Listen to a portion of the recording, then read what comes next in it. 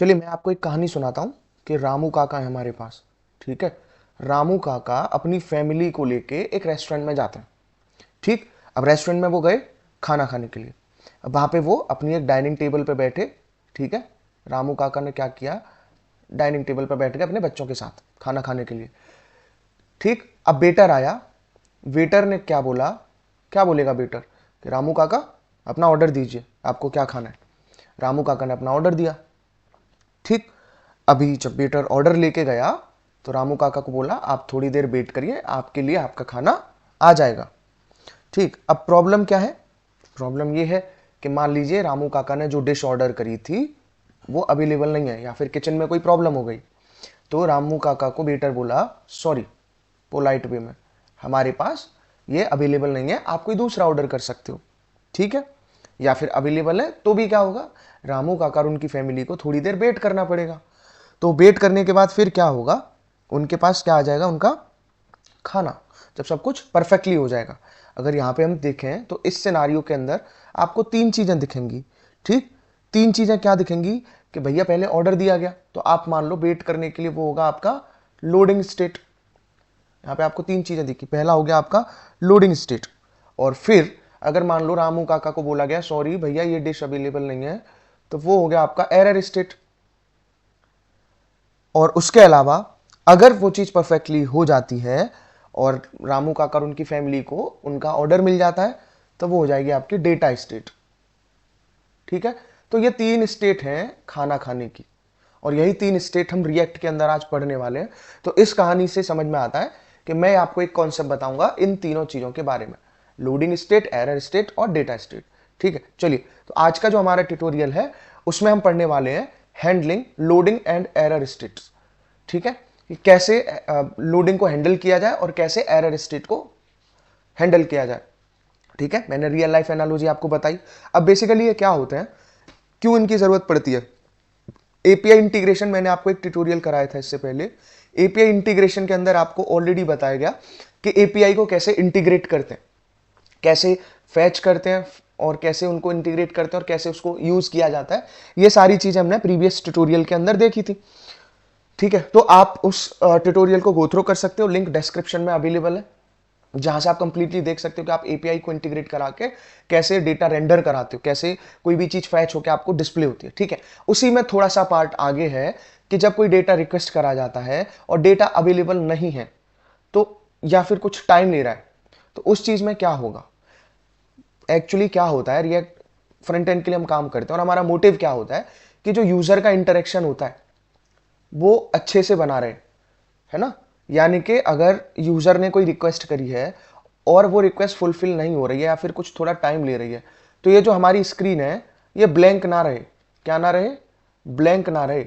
मतलब यूजर को ऐसा डिस्कनेक्टेड फील नहीं होना चाहिए, कुछ ना कुछ उसे दिखता रहे, चाहे वो एक अच्छा सा आइकन आके लोडिंग स्टेट दिखता रहे या फिर कोई अच्छे अच्छे उसको वर्ड्स दिखते रहे, कोई थॉट्स दिखते रहे, एक इंटरेक्टिविटी वहां पे आपकी बनी रहे।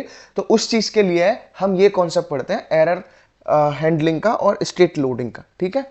तो यहां पे वही दिया हुआ है कि why we need loading and error states.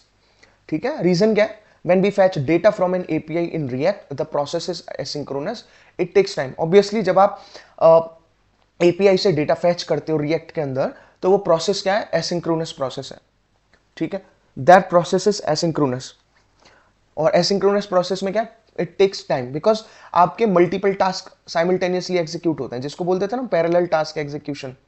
ठीक है। पैरेलल टास्क एग्जीक्यूशन, क्योंकि एसिंक्रोनस की वजह से ही आपके ये जो कॉन्सेप्ट होते हैं, सिंगल पेज एप्लीकेशंस का कॉन्सेप्ट हुआ या फिर कोई भी कॉन्सेप्ट हुआ डायनामिक पेजेस का, ये सब इसी की वजह से पॉसिबल होता है। तो ऑब्वियसली डेटा जब हम एपीआई से फैच करते हैं तो उसका उसमें कुछ टाइम लग सकता है। अब बहुत सारे फैक्टर भी होते हैं, आपकी इंटरनेट की स्पीड पे चीज़ें डिपेंड कर सकती हैं। ठीक है। आपके वेबसाइट के टूल टेक्निक पे चीज़ें डिपेंड कर सकती हैं डेटा को लोड करने में।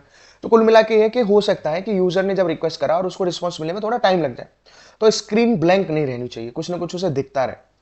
तो उसी में ये during this time we don't have the data yet, तो उस केस में क्या होगा, the user might be confused if nothing is shown. अब ब्लैंक स्क्रीन चली जाएगी तो यूजर कंफ्यूज होकर जा सकता है कि क्या प्रॉब्लम है, कहाँ चला गया डेटा। तो उसी चीज के लिए हम क्या करते हैं, तो फिर आता है API request might fail due to network और सर्वर इश्यूज। तो एपीआई की जो रिक्वेस्ट है वो फेल हो सकती है एक नेटवर्क या सर्वर इश्यू की वजह से, ये भी हो सकता है। ठीक है, कि आप डेटा फैच कराना चाह रहे हो, इंटरनेट कनेक्टिविटी चली गई तो डेटा लॉस हो गया, तो वेबसाइट ब्लैंक रहेगी तो यूजर एकदम डिस्कनेक्टेड हो जाएगा। तो अब हम क्या करते हैं, सोल्यूशन पे बात करते हैं। तो सोल्यूशन क्या होता है, बी मेंटेन स्टेट फॉर। अब हमें दो चीज के लिए स्टेट मेंटेन करना होता है इसमें। पहला है आपका लोडिंग का कॉन्सेप्ट और दूसरा है आपका एरर का। पहला लोडिंग और दूसरा है एरर। लोडिंग क्या, टू शो अ स्पिनर और मैसेज वाइल फेचिंग। ठीक है, लोडिंग के केस में क्या है, मान लीजिए डेटा फैच होने में टाइम ले रहा है, तो आपको स्पिनर दिखा सकते हो, गोल गोल घूमता रहेगा और बताता रहेगा क्या, कि डेटा फैच होने में थोड़ा टाइम है। तो आप चाहो तो स्पिनर दिखा सकते हो, आप चाहो तो अलग अलग इंटरेस्टिंग टेक्स्ट वहां पे दिखा सकते हो, कोड्स दिखा सकते हो।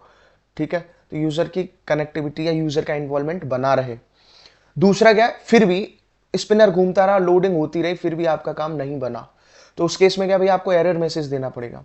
तो कोई ना कोई आपको एक एरर शो कराना पड़ेगा। अब उससे क्या होगा, एरर शो कराने से क्या हो सकता है कि मान लो आपकी कनेक्टिविटी चली गई इंटरनेट की, ठीक है, या फिर जो भी आपने यूआरएल पास करा, जो आप जेसन पास कराओगे फैच के लिए, डेटा के लिए जो एपीआई आप लेके आओगे, उसका यूआरएल गलत है या किसी रीजन से वो एपीआई एग्जिस्ट नहीं कर रही है, तो आप एरर मैसेज भी दिखाओगे। तो ये दो चीजें आपको सोल्यूशन में करनी ही करनी है। ठीक, अब इन्हीं के लिए हम काम करेंगे। तो अब मैं जो आपको एप्लीकेशन स्ट्रक्चर बनाएंगे, हम हमारा जो फोल्डर स्ट्रक्चर है जिसपे हम काम करने वाले हैं बेसिकली, उसके अंदर हो क्या रहा है वो हमें क्लियरली देखना है। प्रोजेक्ट फोल्डर स्ट्रक्चर में, ये प्रीवियस ट्यूटोरियल में हमने ऑलरेडी क्रिएट करा था। ठीक है, आपको मैंने दो चीजें बताई थी, जैसे उसमें पोस्ट लिस्ट और पोस्ट फॉर्म करके, आप वो ट्यूटोरियल देखना, और जहां से बताया था कि फॉर्म के जरिए आपकी एपीआई कैसे फैच होकर वहां पे आती है। ठीक, अभी की अगर हम बात करें तो जो हमारे पास एसआरसी फोल्डर होता है, keep all these things in mind, क्योंकि इसी के बाद मैं डायरेक्टली आपको इंप्लीमेंटेशन बताऊंगा। यही मेरा प्रोसेस रहता है, मैं पहले थ्योरी कवर करता हूँ, ठीक है, और फिर इंप्लीमेंटेशन पर बढ़ता हूँ। हमेशा याद रखना, इंप्लीमेंटेशन से ज्यादा थ्योरी होती है। कि हो सकता है आप इस बात से सहमत ना हो, क्योंकि सब लोग इंप्लीमेंटेशन पे जोर देते हैं, बट द पॉइंट इज, तब तक आपको थ्योरेटिकल कॉन्सेप्ट समझ नहीं आएंगे, उस चीज का एक बेसिक्स आपके क्लियर नहीं होंगे, आप इंप्लीमेंटेशन पे जा ही नहीं सकते। ठीक, तो ये सारी चीजें हैं। वैसे भी क्या आजकल प्रॉम्प्ट इंजीनियरिंग है, तो कोड आपको सारे आपके एआई प्रॉम्प्ट्स पे मिल जाते हैं। लेकिन प्रॉब्लम यही है कि आप जब उन्हें इंटीग्रेट करोगे या मॉडिफाई करोगे तो आपको चैलेंजेस फेस होंगे, अगर आपके बेसिक्स क्लियर नहीं है। तो हमेशा हार्ड वर्क का कोई सब्सटीट्यूट नहीं होता है, remember this, there is no substitute for hard work. Smart work वही बंदा कर सकता है जिसको हार्ड वर्क अच्छे से करना आता है, क्योंकि हार्ड वर्क के बाद ही उसको पता पड़ेगा कि क्या अलग अलग तरीके हैं किसी चीज को करने के, और तभी वो उस चीज को स्मार्टली आइडेंटिफाई कर पाएगा। तो always keep this in your mind. तो फोल्डर स्ट्रक्चर में कंपोनेंट्स के अगर हम अंदर गए, तो पहला है आपका डेटा फैचर।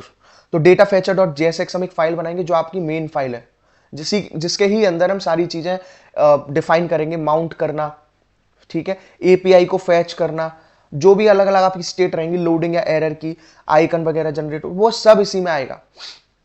अभी ये ऑप्शनल होती है। दूसरी फाइल का डेटा फैचर डॉट सीएसएस, आप इसे यूज भी कर सकते हो, ऑब्वियसली हम यूज करेंगे, अट्रैक्टिव बनाना है।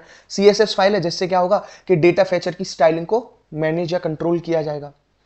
फिर हमारा कंपोनेंट्स के बाहर आके दो फाइल रहती हैं, एक ऐप डॉट जेएसएक्स जो क्या होता है आपका रूट कंपोनेंट होता है, और फिर रहेगा आपका एक इंडेक्स डॉट जेएस जो आपकी एंट्री फाइल होती है। ठीक है, तो ये रहा आपका फोल्डर स्ट्रक्चर, हम इन फाइल पे काम करेंगे। तो आपको ये माइंड में बना लेना है कि जब हम वीएस कोड पे काम कर रहे होंगे तो हमारा स्ट्रक्चर ये रहेगा।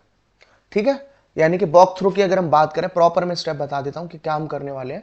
तो पहले हम करेंगे create the file data Fechner dot JSX and data Fechner dot CSS.